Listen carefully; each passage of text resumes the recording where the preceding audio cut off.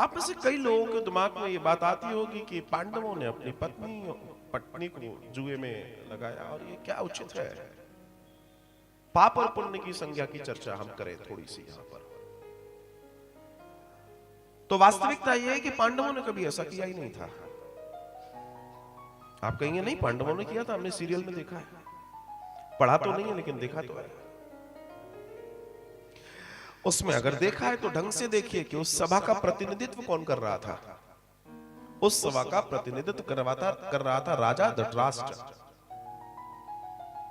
और राजा की आज्ञा से वो सारे कार्य हो रहे थे, और राजा से वो बार बार मना कर रहे थे, लेकिन राजा कह रहा था कि नहीं ठीक है, करो जैसा दुर्योधन कह रहा है, जैसे शकुनी कह रहा है। तो जब भी कोई ऐसा कर्म जो आप नहीं करना चाहते, जो पाप युक्त है, लेकिन आपसे कोई बड़ा व्यक्ति करवा रहा है, तो आपको दोष नहीं होगा, दोष उसको होगा। धर्म कहता है दोषी वो है, आप नहीं है। आप उसके अधीन है, राजा के अधीन थे पांडव। दूसरा, वो राजा भी है, वो पिता भी है, क्योंकि पांडु के बाद पिता वही है। राजा के बाद पिता वही है। तो जितना जितना उस पाप का मामला है वो सारा धृतराष्ट्र का है, क्योंकि वहां तो सारे ही काम उल्टे हुए थे। सीधा हुआ क्या था?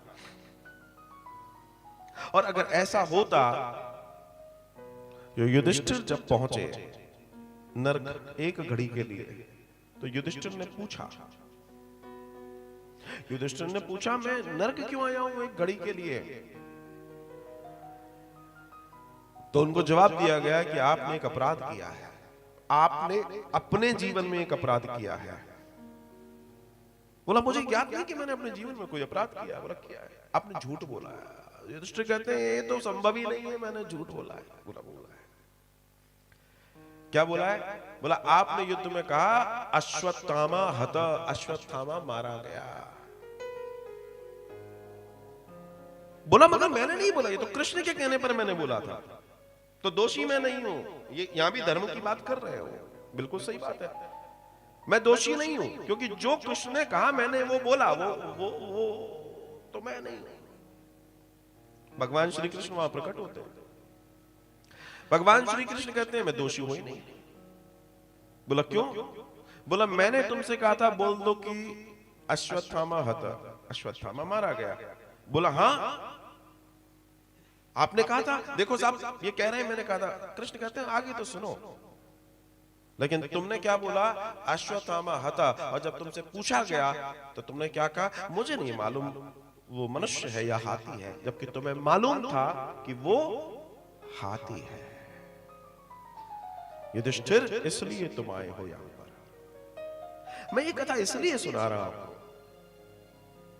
कि इस पूरे एपिसोड में कहीं ये बात नहीं हुई कि तुमने पाप किया, जुआ और वो सारी चीजें। मैं वहां इसलिए ये बात कर रहा हूं क्योंकि उसकी काउंटिंग नहीं है, वो सारा धृतराष्ट्र के ऊपर चला जाता है, और उसी पाप की वजह से धृतराष्ट्र के सारे पुत्र प्रपौत्र मारे जाते हैं।